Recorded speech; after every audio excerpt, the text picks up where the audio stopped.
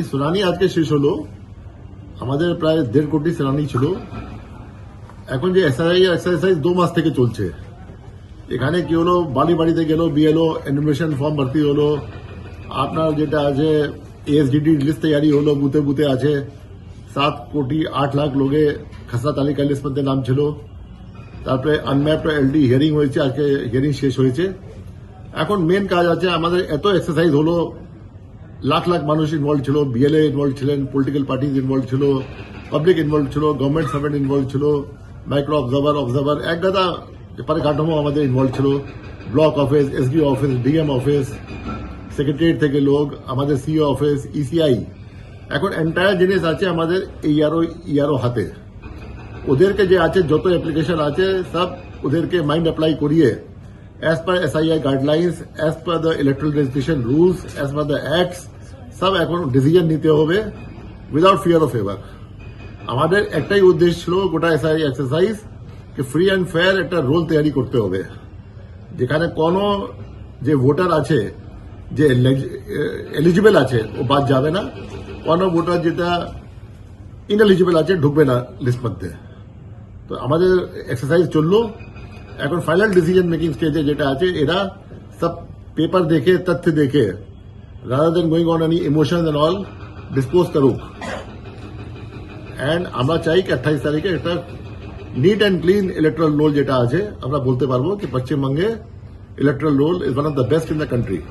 শুনানি অংশগ্রহণ করেননি, ওটা আমার কাছে সঠিক সব ডেটা নেই, কিন্তু যার নাম খসড়া তালিকা মধ্যে ছিল আর সাপোজ ফাইনাল লিস্ট মধ্যে নেই, প্রত্যেক নাম বাদ হবে, একটা অর্ডার পাবেন।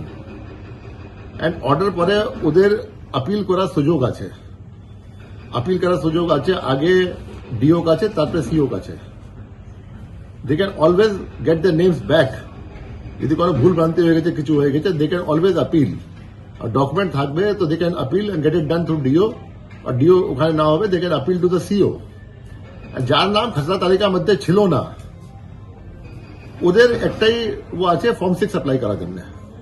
ওরা ফর্ম 6 অ্যাপ্লাই করতে পারবে। এটাই, this is not the end, this is not the end, this is not the beginning. আপনার যে ফাইনাল ভোটার লিস্ট হবে, এরপরে যোগ বিযোগ চলবেই।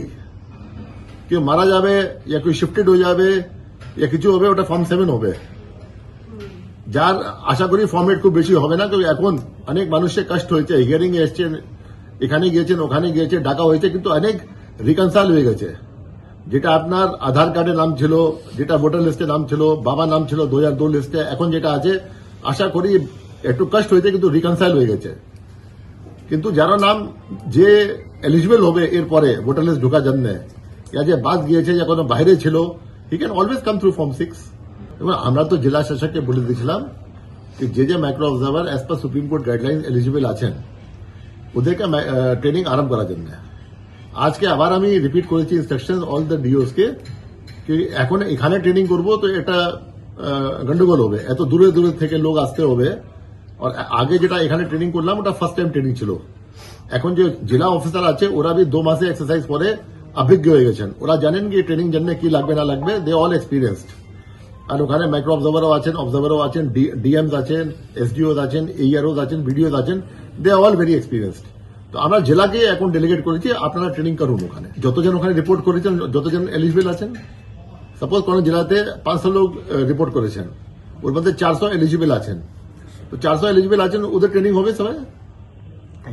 আশা করি 1-2 দিনের মধ্যে ট্রেনিং শেষ হবে, তারপরে এদেরকে আমরা যুক্ত করে দেবো আবার এইআরও সঙ্গে।